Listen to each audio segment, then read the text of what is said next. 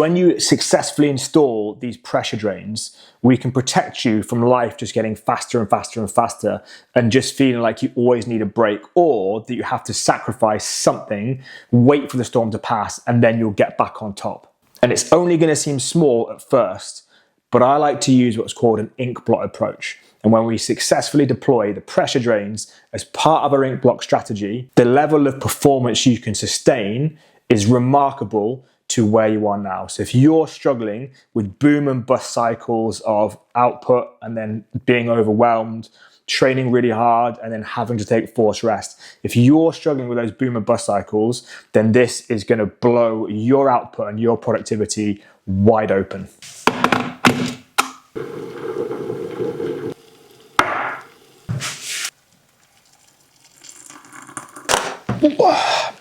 So today we're going to get into the topic of actively managing stress and pressure drains. But before we do, this is one of 27 different lessons that I've given totally for free on how to improve your physical health and wellness and your mental performance. And if you want to learn the other 26 of them, I've left a link in the description. Click that and you'll get all of them delivered to you 27 different ways over the next 27 days. But now let's get into the topic of pressure drains. I'm guilty, and a lot of the content creators, coaches, consultants, and mentors are very guilty of berating you as saying you're not actively managing stress well enough. That may be true, but it's our responsibility to explain and upskill and transfer knowledge so that you're able to actively manage your stress and not succumb to the deleterious and detrimental impacts of stress. Nervous system gets really agitated, struggle to sleep, wake up feeling bleary-eyed, rely on more caffeine, which then increases state anxiety, which also then has a knock-on effect with my sleep. And it's just like a downward spiral until there's a break point. And you have to kind of reset and get all motivated and pepped up again. And then you start from the top and then you just go back down again. So what is nervous system regulation? Well, most of you are familiar with the fact that you have a nervous system. Let's start there. Now, to the greatest extent, there's two sort of states this nervous system can be in. And we've got sympathetic and we've got parasympathetic. Now, sympathetic is nothing to do with being nice and understanding and forgiving. It's just the official vernacular for basically fight or flight. And I'm sure you've all heard of that verbiage. So fight or flight can be used for a number of different things, but really that mechanism exists for the purpose of fighting or running away. And it's a very old mechanism. The problem is we've kind of confused running away from a saber-toothed tiger with, getting an email that starts with "as per my last email," which means that what is designed to be quite an acute or short-term response is now being on permanently. That's the problem. Now, let's take this fight or flight mode, this sympathetic nervous system activation. When we plot this on a graph and when we track people's HRV, or heart rate variability, for a period of like 72 hours, what we see is lots and lots and lots and lots of red, which is indicative they're very stressed. And why they're very stressed? Because they are constantly psychologically perceiving threat. It's, not sleeping adequately, excessive caffeine consumption, going from pillar to post, going from Slack to email to WhatsApp to Teams meeting, back into email to another Teams meeting, and they're getting pulled into a meeting because there's an escalation here, and then they've got a deadline for this, and there's deliverables for this. Like, it's just a mess. And then, they're scrolling on YouTube or Instagram, making yourself feel inadequate, comparing yourself to people who are almost all times lying about what they do and how they live their lives. And that makes us feel like shit. That's some more emotional stress for us to deal with. Then we're not sleeping adequately because we had to use shitloads of caffeine to get us through the day. We've also not sat and reflected on what's really stressing us out and what we're experiencing emotionally, which means you've got emotional stress and we get intrusive thoughts at night, the whole thing. So that is why we're constantly in this fight or flight mode. And that is why we need tools like the pressure drain to calm us the fuck down from that. So when we plot it over 72 hours, we see lots and lots and lots and lots of red. What we want to begin to do is just get some little blips of green. So when a neurosurgeon begins work on a patient, one of the first things he does, one of the first procedures that takes place is installing these little taps in the brain, so that if something goes wrong and there's a catastrophic bleed, you can release the pressure And it prevents any lasting or unnecessary damage happening to that organ, because if that's to happen, it will continue to create outsized impact and really reduce quality of life moving forwards. So the phrase pressure drain is perfect for everyday life, because this pressure will build and build and build. Something will go wrong, the pressure will shoot through the roof, and it's negatively impacting your quality of life. So we need these procedures and processes and systems in place so we can just let that pressure out. What is really advantageous, what is really advisable, is to have just a series of cadences, like different time scales upon which you're going to do different practices. That's the best way to arrive at what your practices are. So the first one would be our intra-daily. So that largely means something we're going to do 2 or 3 times per day. More maybe, less maybe, but 2 to 3 times per day is our intra-daily cadence. So that could be breath work. Now, let's be really honest. The representation of breath work societally, globally, is not great, okay? I don't need you banging out a cross-legged fucking Om in the middle of the office. But literally just taking 2 to 3 minutes to do some box breathing, so 4 in, 4 hold, 4 out, 4 hold, that's enough. Legitimately, that's enough. And again, if we refer to the data we've collected, tracking HRV for 72 hours, that's what creates those little blips of green. Even going for a short walk, like 5 minutes around the outside of your office building, or if you're working from home, like 5 minutes down the street and back, that can be enough. That's how simple it is. People can't believe and consequently don't engage with it because of how simple it can really be. So we want to build up our intra-daily. The very next thing we want to do is look at our daily. So, as that indicates, it's once per day. So this is going to be maybe like 5, 10, 15 minutes of practice.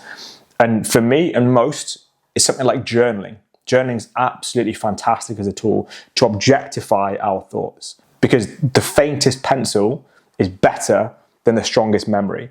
And the reason you're getting racing, intrusive thoughts when you try and go to sleep at night is because you're trying to store it all up here. When we look at our weekly, obviously it can be a little bit longer. Maybe it's 2 to 4 hours. And that can be going for a hike in nature. It doesn't have to be up a romanticized mountain. It doesn't have to be, a wild swim. It can literally just be going to a local country park and walking the dog for a couple of hours and just kind of having some space to yourself. Guys, it can really be taking yourself for a date to a coffee shop, just you, your journal, fucking coffee, whatever you want, double espresso, that's my order. Have some brecco, take yourself on a date. When was the last time you did that? And you might get these knee-jerk responses, I haven't got time, I can't do this, bollocks. Have a conversation with your significant other, with your wife or husband, and talk to them about the importance of you doing this. If you're feeling stressed, overwhelmed, overexerted, close to burning out, speak to the importance of doing this. We then want to look at monthly as a cadence. And what you're now beginning to see is, the longer the cadence or the longer the time parameter, the slightly more intense, engaged and lengthy it is. On a monthly, it's like, well, could we do an overnight somewhere? It doesn't have to be a hotel, because that could get quite expensive. It can be, of course it can be. But it could also just be like maybe going wild camping with the kids, going wild camping by yourself, turning your phone off for a full 24, dare I say it, 48 hours once per month. And we can look at quarterlies and we can look at annualies. And for most people, annually going to be sort of a 7 to 10 day holiday and really turning the phone off and disengaging. And the purpose of this, again, like on the micro, is these little blips of green. On the macro, it's having something in the diary that you're looking forward to. That anchors us into the future. It gives excitement, which is the antidote to boredom. Because when I speak to a lot of guys and they're struggling to get out of bed in the morning, they're not motivated, they're not energized, they really can't get out of bed and they feel they're burnt out. I ask the question, if I asked you to get up at 4:30 a.m. tomorrow morning and I told you we were going to climb a mountain in the Lake District, would you still feel the same way? They're like, no, mate, I'd be fucking up before the crack of dawn. I'd be there. Okay, cool. You're not burnt out. You're just fucking bored.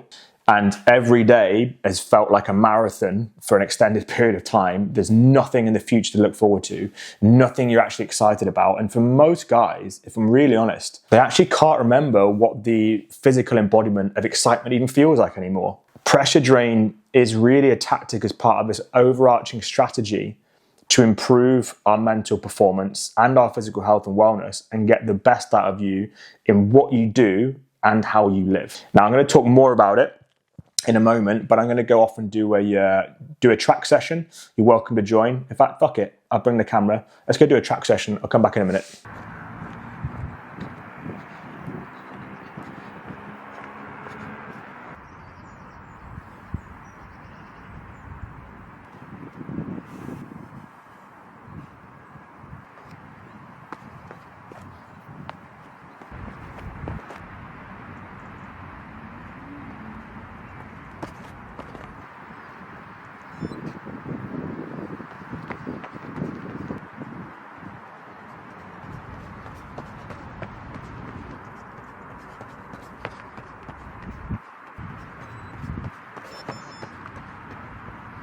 I'm about to record content with the world's highest heart rate. It's like 181, which leads me neatly onto the point I'm about to make.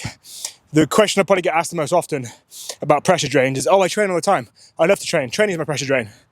And kind of yeah, but also more importantly, kind of no. It's okay for training, if it's something that you really enjoy, to be a tool in your arsenal that you use to deal with pressure and actively manage stress. But if it's all you have, it's really fragile. Because think of a time when you've been sick, like during COVID, for example. If you got COVID, I don't know if I can even say COVID on YouTube. COVID. Think of a time when you've been injured and you've not been able to train. Think of a time you've been on a holiday and the gym's been shit. Think of a time you've been away at work and there's no gym in the hotel or you're too busy. And think of how that made you feel mentally, the impact and negative effect it had on you, where you probably were struggling to self-define without training. That's the reason that we don't just want to solely rely on physical training as part of our pressure drain. Now, like I said, it can formulate part of it, but it's a different kind of pressure. To understand, the goal of draining the pressure is really to reduce allostatic load, or what we call wear and tear on the nervous system. And if you are under a tremendous amount of emotional strain at home for whatever reason, kids are kids, wives are wives, husbands are husbands, and work is working, you've got deadlines, you've got office politics, you've got all that kind of stuff. That's all stress and it all fills the same cup.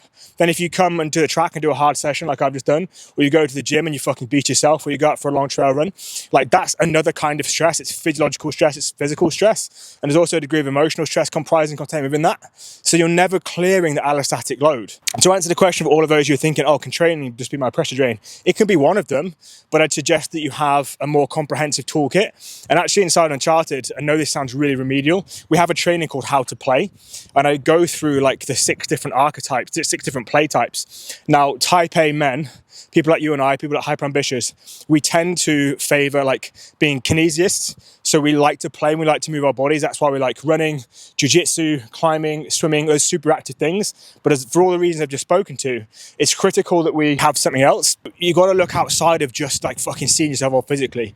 And oftentimes, let's call it how it is. Let's just say it how it is. Oftentimes men just pursue physical burnout. So they're so exhausted, they don't have time to deal with what's in here. They don't have the energy to face and confront a lot of the challenges in there. And it's just it's hyper avoidance 101. And I can say that from a place of love, kindness and compassion, because I've been that fucking guy for years, running away from the stuff I actually needed to deal with, the stuff that was going to ambush me and the stuff I felt really uncomfortable with when I sat still. That's the real reason that men don't want to sit still. But it's also, again, a critical component of a pressure drain, because if you're always running away from something, you're just going to get exhausted. When you get exhausted, you get resentful. When you get resentful, you burn out. A lot of words there. All I'm trying to get across is training's great, training's amazing, training's critical to your mental performance and your physical and health and wellness. But it's not everything. We need to look outside of that as well. Right, so we're back from the track. Pretty minging session, as I'm sure you can make out from my blustery breathing in between. But that is the concept of the pressure drain. So to put a big bow, come on in, come on. There you go. Say hello to everybody. Hello. Today, we've discussed actively managing stress by means of pressure drains. Now, as I've said, this is just one of a plethora of different techniques and strategies that I like to use when I'm working with clients. And if you want to know those, like I said, there is going to be a link in the description. You can click that, 27 ways to improve your physical health and wellness and mental performance in 27 days. Get a hold of it. It's completely free. But I really want to land by saying that these pressure drains and this active management of stress might be something that we disregarded, sort of 10, 15, 20 years ago with this old mantra of toughness and strength and performance, but it's completely nonsensical. Health is the foundation of all performance. There is no ifs, buts, or debate surrounding that. Health is the foundation of all performance. So if your nervous system is not regulated, you are not healthy. If you're not sleeping adequately, you are not healthy. If you are not in meaningful relationships, but especially with friends, especially for guys, if you're not exercising frequently, if you're not, if you're over consuming caffeine, all of these things that are symptomatic of a dysregulated nervous system, if that's going on, you're not healthy. If you're not healthy, you're not maximizing performance. It really is that simple. So gents, fucking get amongst it. If you've got any questions, then obviously just comment down below. It's what it's here for. This is an engaged channel. This is something I want for you to turn into something like a forum where you can ask questions, you can get answers, and you can understand this stuff. Because to be transparent, it used to break me. I used to feel so confused and frustrated and aggravated and irritated that I never had anyone to ask about this sort of shit. You know, this is back in the days before online coaching, when there were a lot of charlatans, a lot of frauds. Even the internet wasn't even that fucking good then. Social media definitely wasn't a thing. And I had no one to ask. I am now here. You know, I've committed all of my adult professional life to learning the answers to these questions, to studying strength and conditioning, neuroscience, neurolinguistic programming, all these things that we need to really perform to the best of our ability. So I'm here. Use me. Fucking ask me. And it would generally be my pleasure to help you with the answers that I wish I'd had access to, you know, sort of 12 or 20 years ago. So gents, I hope that's been an enjoyable episode for you. Goodbye from me and Nala, and we will see you again very, very soon.